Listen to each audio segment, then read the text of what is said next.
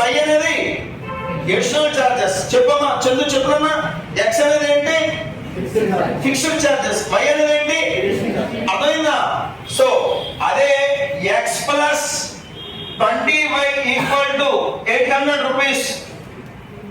X plus 20y equal to 800 rupees. X అనేది ఏంటి? 5 kilometres కి ఫిక్స్డ్ చార్జ్.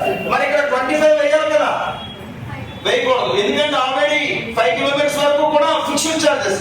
రిమైండర్ 20 కిలోమీటర్స్ కి additional charges. Right?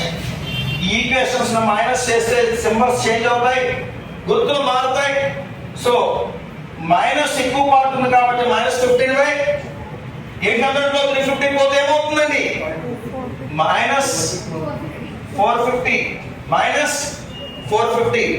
Both sides minus కాబట్టి cancel అవుతుంది. y equal to 15 3 45 పక్కన 0. Per kilometre additional charge ఎంత అండి?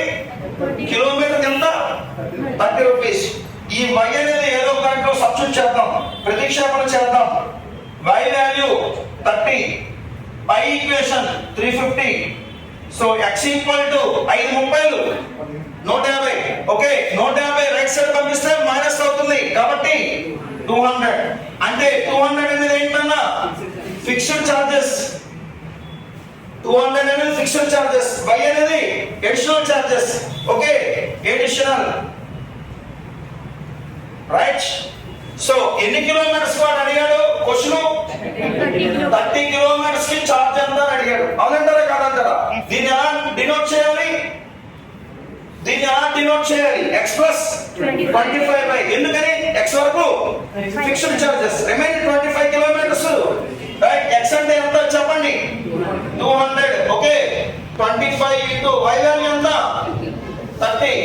ఓకే, 200 ప్లస్ చెప్పాలి 25 3 75 750 రూపాయలు.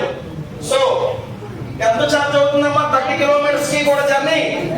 అబ్బాయి ఇంకో మాట చెప్పమంటారా?